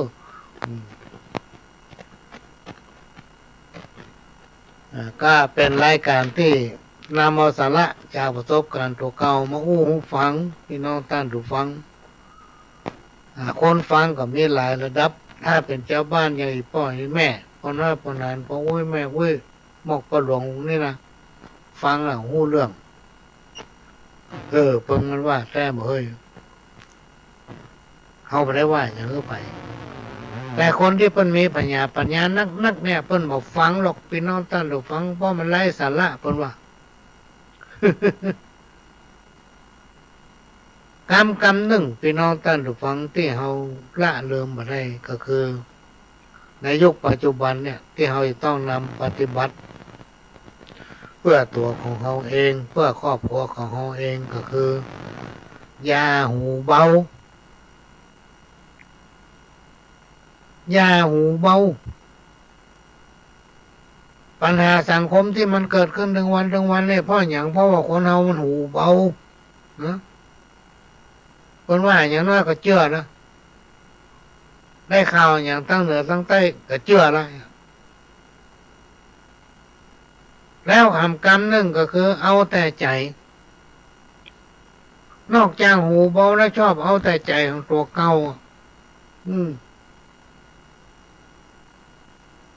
แถมกรรมหนึ่งพี่น้องท่านผู้ฟังอันเนี้ยมันมีนักก็คือเป็นคนที่ชอบมองคนอื่นในทางบดีเปิ่นเนี่ยดีว่าบดี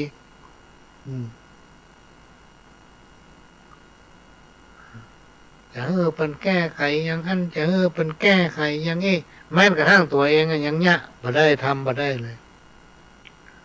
เป็นคนที่ชอบฝืนกฎ เป็นผู้ที่มีความประมาทในชีวิตของตัวเก่าทั้งที่ก็เกิดมาเมินแล้วใกล้จะตายแล้วไปยึดติดสิ่งที่มาเป็นมงคลกับตนเองมามีประโยชน์ต่ออย่างสักอย่างเพื่อจะเอาชนะจิตใจคนอื่น ตามที่ราชบัณฑิตท่านผู้รู้เพิ่นบอกว่าจงระงับความโกรธด้วยสตินะคนคนนี้มันมีสตินะและมันมีการปล่อยวางเพ่งโทษคนอื่นอยู่ติ๊กๆเนี่ยพี่น้องท่านผู้ฟัง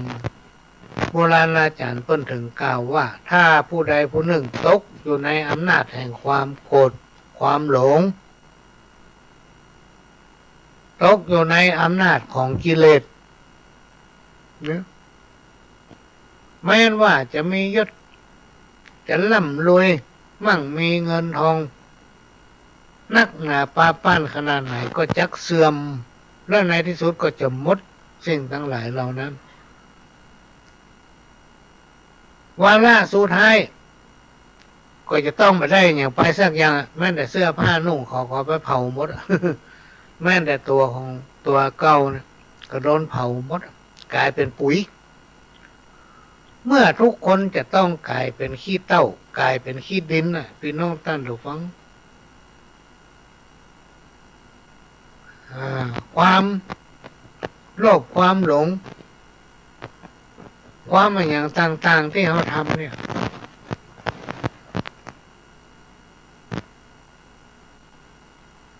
ก็คือหยุดนะคือหยุดอย่าทำบำเพ็ญตนให้เป็นประโยชน์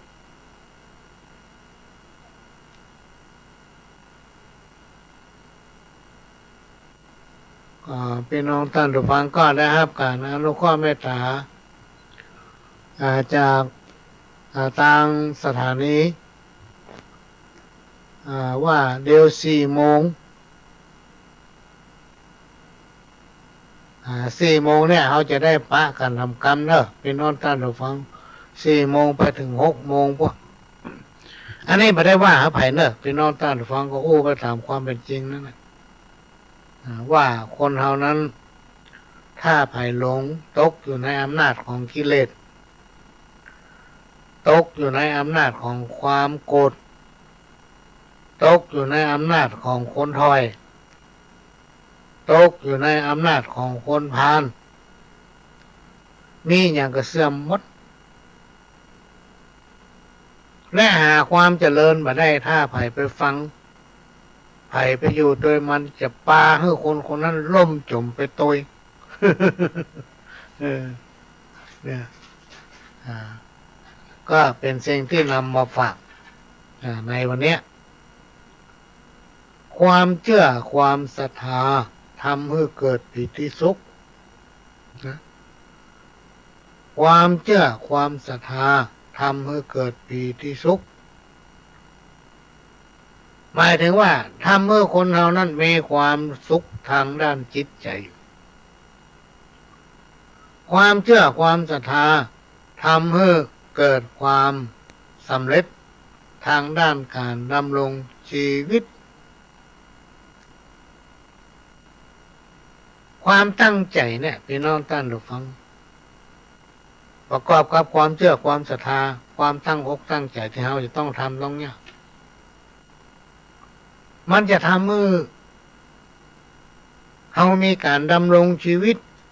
แบบอยู่เย็นเป็นสุขพี่น้องท่านผู้ฟังทุกคนที่เกิดมาในโลกมนุษย์เนี่ยที่เป็นมนุษย์เตียวดินได้อย่างเราเนี่ยต่างคนต่างปรารถนาที่มีความสุขปะพบแต่สิ่งดีๆมีลูกมีหลานมีลูกมีเต้ามีครอบครัวมีกิจการมีการมีงานก็ต้องการให้ประสบความรุ่งเรืองเจริญรุ่งเรืองสิ่งทั้งหลายเราเนี่ยพี่น้องท่านผู้ฟังมันมาจากความเชื่อความศรัทธาจากความตั้งมั่นทางด้านจิตใจของตนเองนะรวมไปถึงความขยันหมั่นเพียรมันจะช่วยให้เราบรรเทาความทุกข์บาปบุญคุณและโทษที่ได้กระทำมาบอกว่าจะชาติไหนมันจะผ่อนคลายลง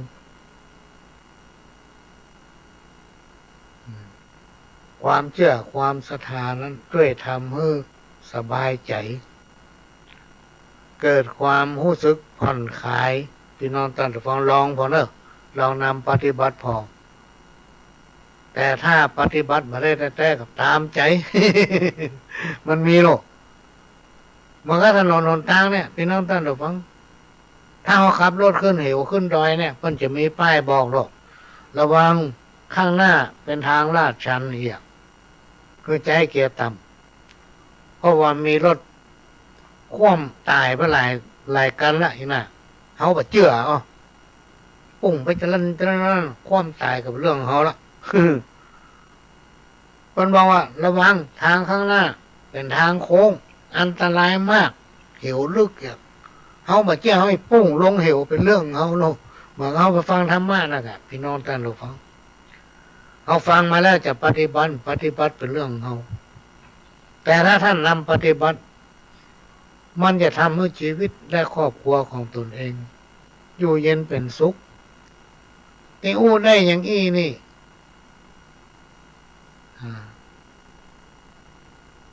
เอาเรื่องจากประสบการณ์มาอู้ฟังพี่น้องท่านผู้ฟัง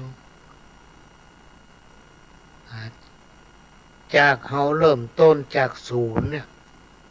ด้วยการตั้งหน้าตั้งตาทำความดีเพื่อแผ่ไปนึกถึงว่าคนทุกคนเพราะว่ามันจะเป็นไผถือว่าเป็นพี่เป็นน้องเปิ้นแก่เขาก็เอาเปิ้นเป็นพ่อเป็นแม่หนุ่มแล้วเขาก็เป็นปู่ป้าลุงเอาเป็นลูกเป็นหลานนี่ถ้าเจตนาเขาดีใจเขาบริสุทธิ์พี่น้องท่านผู้ฟังทุกอย่างมันจะดีขึ้นอันนี้ก็ต้องขอฝากเด้อพี่น้องท่านผู้ฟังทั้งหลาย ต้องขอฝากไว้ขอให้ท่านทั้งหลายได้เป็นแบบเพื่อกับสังคมชุมชน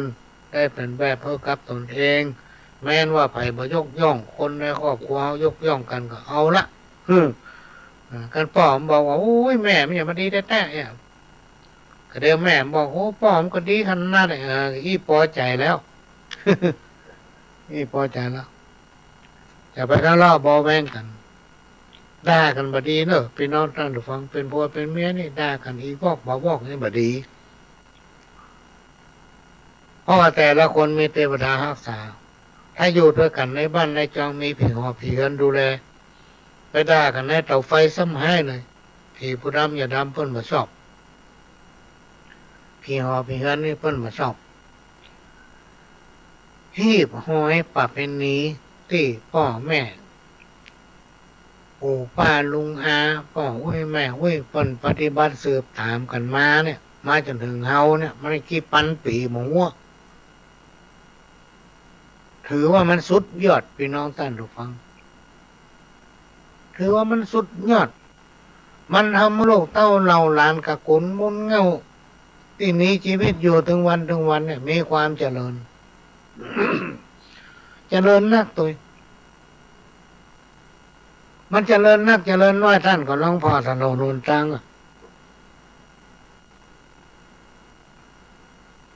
ถนนหนทางทุกเส้นทุกสายพี่น้องท่านผู้ฟังโอ้ยเตียวบัดได้นะคำโบราณตะกอนที่ว่าหนทางเลื่อนเกี้ยงอย่างหน้ากล่องสะบัดใจแต่ว่ามีคนเตียวเอายังคิดว่าโอ้เป็นไปได้หว่าขนาดถึงวันนี้เป็นมาเห็นมาผ่า เป็นลุมเป็นมุ่งคนก็ยังเตียวกันโลกขนาดมันเลื่อนเกี้ยงอย่างกล่องสะบัดใจแล้วมีคนเตียวมันเป็นไปไม่ได้ง่ายเนาะหรือว่าคนทั้งโลกนี่มันตายกันหมดขึ้นในใจนะถึงวันเนี่ยมาหันแล้วมันเตียวไปได้จะได้พี่น้องท่านถูกฟังโลดมันนัก เมื่อ2 วันก่อนเมื่อวันที่น่าจะเป็นวันที่17แม่นะครับวันที่17ก็ได้มีโอกาสได้นำเอาคณะกรรมการเครือข่ายของทุนแม่ของแผ่นดินของบ้านปอหลวงเนี่ยก็ปากันไปลุงเสื้อสีฟ้าไปในงานผูกข้อมือปอหลวงบ้านคนใหม่ของบ้านท่าล่องขี้ควายนี่ ชื่อแต่มันชื่อว่าจะได้หมูแต่เขาก็ห้องกันพ่อหลวงแจ๊กพ่อหลวงแจ๊กเนี่ย ก็ไปด้วยเวลามันจำกัดเพราะพ่อหลวงจะต้องเดินทางไปต่างจังหวัดมั่นมือเสร็จแล้วก็ไม่ได้กินข้าวไม่ได้ทักทายไปสักคนก็อวยพรพ่อหลวงแจ้งได้ว่าร่ำรวยเนอะตั้งตนอยู่ในความดีงามเป็นตัวอย่างกับเจ้าบ้านเจ้าจองเพราะมันเป็นพ่อบ้านเป็นพ่อของคนทั้งบ้านเนาะมายังซ้ายมายังขวาใครดีก็ดีใครบ่ดีก็ว่ากันไปตามนั้นไม่ใช่ว่าขออันดีใส่ตัวให้หมดป้นเนี่ยอย่างกับดีสักอย่าง แล้วก็ใช้เวลาอันนั้นเดินทางไปจังหวัดเชียงรายก็ไปนอนพุ่นคืนที่น้องท่านถูกฟังปิ้งมาตะวานี่โอ้โหพี่น้องท่านถูกฟังมันน่าเชื่อเลยขับรถจากเชียงรายมาถึงเชียงใหม่ตั้งแต่7 โมงมาถึงพอบ่ายพอแรงพอบ่ายพอแรงรถมันนักแตะนักว่าพี่น้องท่านถูกฟังโต้ยกันมาเป็นเส้นเป็นสายขับรถมานี่ไม่มันขึ้นนะ30-40นี่สูงสุดจากปุ่นมาพอจะวันค่ำขั้นรับขนาดแล้วก็พอดีแต่ว่านี้ทางพระอาจารย์ชัยกันตาวิโรจน์เจ้าวัดหลวงอ้อร่วมกับพ่อแก่วัดพ่อจันทร์กองท้าพ่ออาจารย์ขนานพ่องมณีทองเนาะกับพ่อหลวงบ้านก็ได้ไปนั่งปฏิบัติศีลภาวนาทำกิจกรรมในทางพุทธศาสนานะที่สุสานหนองป้อมซึ่งเป็นประจำทุกปีในวันเดือน5 ดับเนี่ยวัน14 ค่ำก็คือตะวาเพื่อก็จะไปเตรียมสถานที่ทำบุญตักบาตรเตรียมสถานที่ที่พี่น้องลูกเต้าเหล่าหลานจะไปทำบุญหาพ่อหาแม่หาผู้ที่ถึงแก่มรณกรรมไปหมดนะพระหลวงก็มาถึงบ้านพอประมาณสักบ่าย3บ่าย4นี่ก็กลับมานั่งแปลงเตียนเนาะก็เอาไปมอบถวายทางพระอาจารย์ชัยกันตะวิโรแล้วก็คณะพระสงฆ์ที่อยู่ในสุสานเพื่อจุดบูชายังสุสานแห่งนั้นเพื่อนก็มาทำพิธีกันตอนค่ำแล้วเกือบประชันเหมือนกันนะ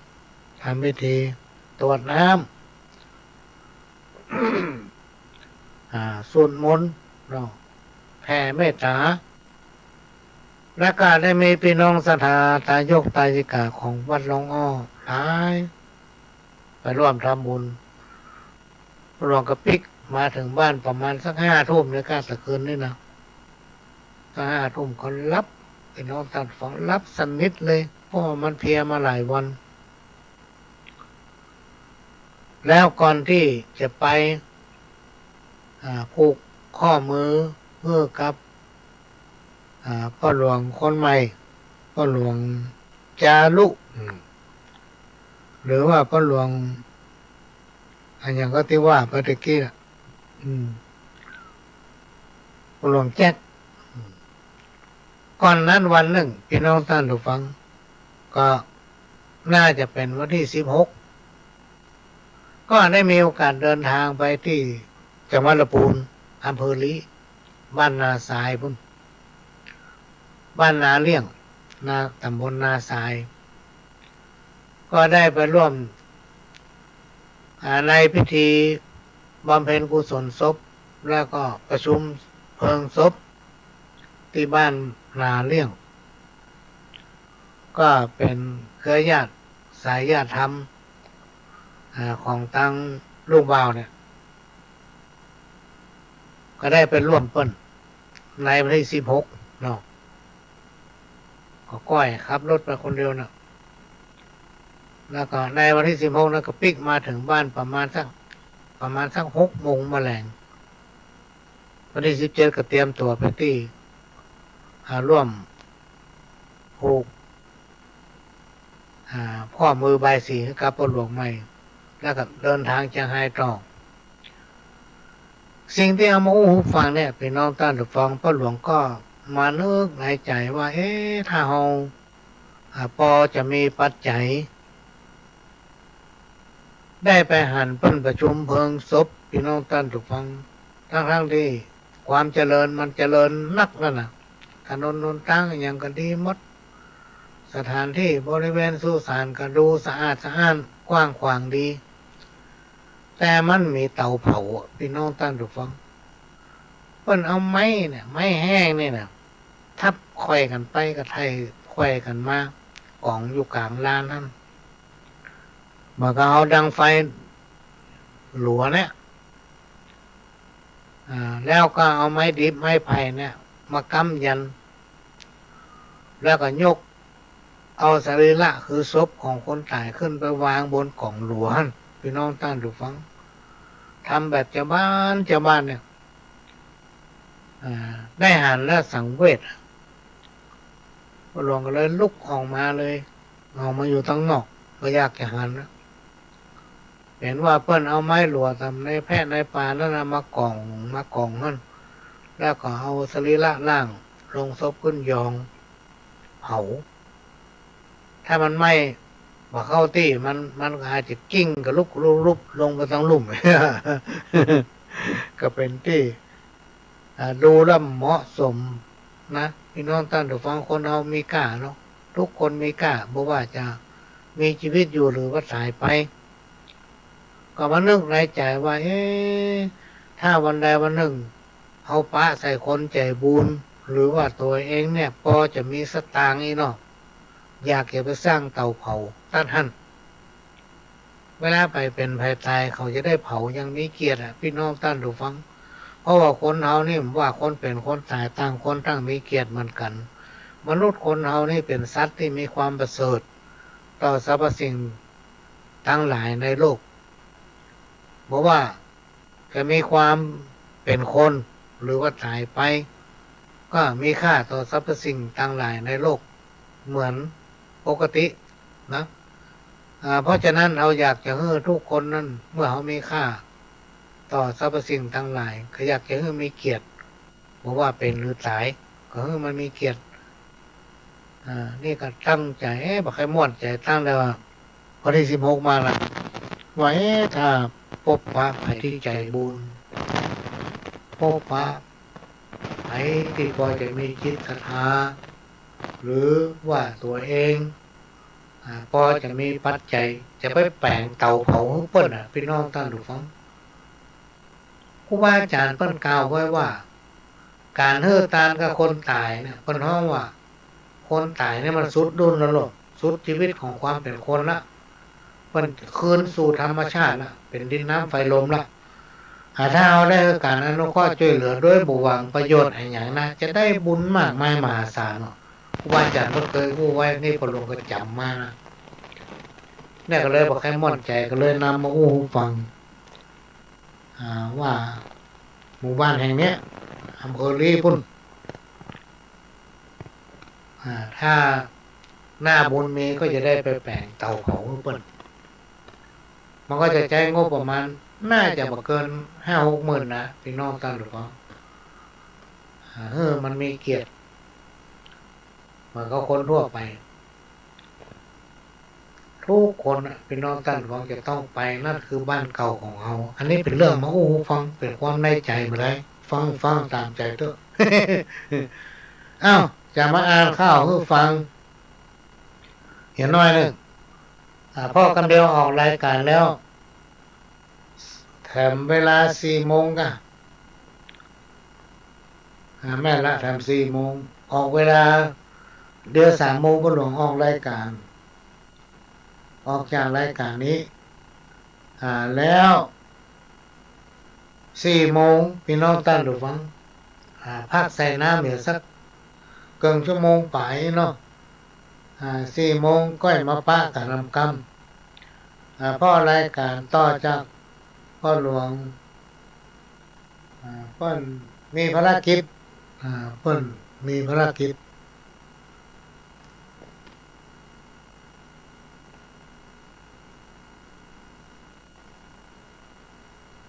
ก็เดียวก่อนมาปาขามรอบนึงคนเฮาเนี่ยเป็นน้องตันหรือฟังถ้าอายุนักไปเนี่ยมันขี้ลืมเนาะขี้ลืมเหมือนหมอว่าบางทีเอาไปเถียงหมอบอกว่าบางทีอาจจะลืมทานยาก็ได้เนาะ กินแล้วว่าไม่ได้กินเนี่ยจับใส่ซ้ำเตื้อกินยาไปแล้วโอ้ก็จะได้มันมากินนะเนี่ยว่าไม่ได้กินเตื้อมันมีแม่เว้ยคนหนึ่งแล้วหมอคนฮื้อยาไปหมอคนฮื้อยามาแม่เว้ยกินยาเนี่ยยาได้ขาดเนอะพ่อแม่เว้ยนะกำลังน้อยนะกินยาเนี่ยคนฮื้อมาอาทิตย์หนึ่งโอ้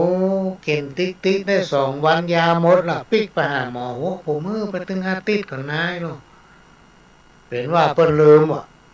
กินข้าวแล้วฟังกินยาเพื่อมันย่อยไปตัวอาหารมันจะไม่ได้กัดกระเพาะโอ้ได้สักกรรมลืมโอ้กุ้มได้กินยาเดี๋ยวนี้เอายามากินนะโอ้ได้สักกรรมลืมเอายามากินจนหมดเนี่ยมันขี้ลืมนะพี่น้องตาดูมาฟังข้าวให้บทหนึ่งพอเวลาเหลือน้อยตัวข้าไทยจักเล่าใครจ้าคนเฮาเกิดมาต้องตายภาคหน้าบอกว่าหญิงใจอยู่ในโลกล่าคนทุกคนจนคนรวยก่อนแล้วก็จักตายวอดวายกาดแก้วแล้วแต่กรรมสร้างปามาคนสมัยก่อนนั้นตายกันมานั่งหนาตายโรคชราตายแก่ตายเฒ่าบ่เหมือนคนเฮาเดี๋ยวนี้แต่ก่อนมาหลังใครปันบอกจี้ตามเปิ้นเล่าอู้ฮื้อฟัง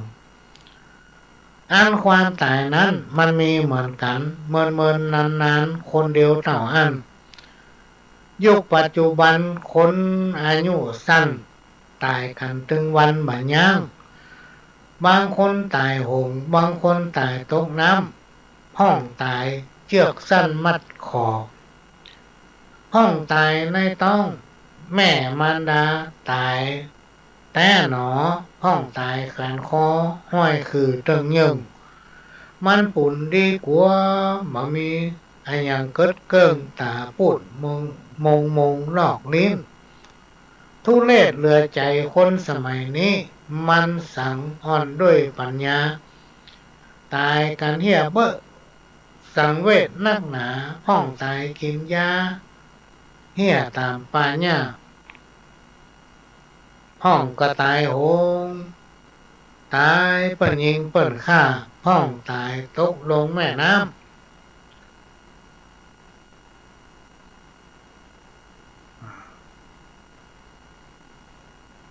ห้อง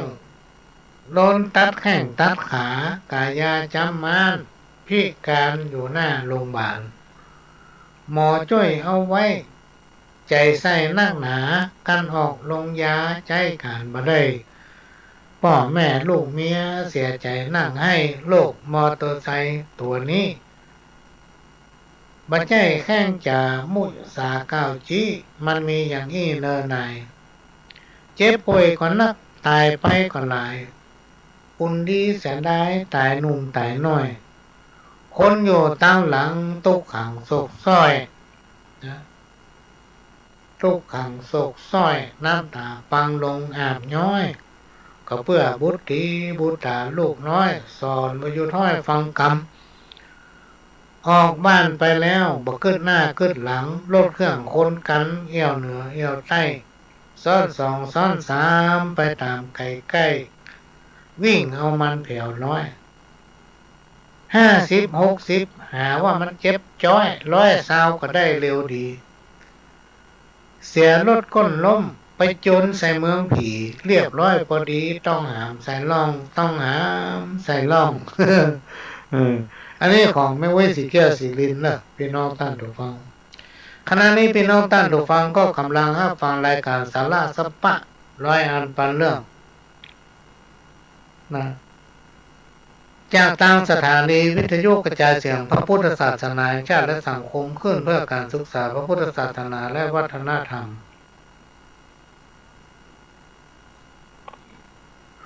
FM 104.50 เมกะเฮิรตซ์วัดไฟตั้งอยู่หลังมหาวิทยาลัยเชียงใหม่ตำบลสุเทพอำเภอเมืองจังหวัดเชียงใหม่หลังมจ.พี่น้องท่านผู้ฟังก็เป็นสถานีของพี่น้องคนฟังทุกท่านเป็นเจ้าของดำเนินรายการโดยเข้ากับผมพระหลวงสว่างท่าดินจันทร์ประธานเครือข่ายของทุนแม่ของเป็นดินจังหวัดเชียงใหม่และ8จังหวัดภาคเหนือรองประธานศูนย์ประสานงานกองทุนแม่ของแผ่นดินแห่งชาติก็เป็นมาหลายปีละพี่น้องท่านผู้ฟังเปิ้นฮือออกไปลาเปิ้นกับฮือออก ถ้าได้อยู่ไปจนตายมั้งเวลาหมดเวลาแล้วเนอะพี่น้องท่านผู้ฟังมันนานสว่างบ่าวน้อยก็จะเป็นแนะนำรายการนี้จากพี่น้องท่านผู้ฟังไปก่อนขอพี่น้องท่านผู้ฟังทุกคนทุกท่านกินข้าวหลามนอนหลับเนาะอยู่ดีสบายมีโชคมีลาภมากันคู่คนกำเดียวก็ได้มาปะขามละพี่น้องท่านผู้ฟังขอสวัสดีครับ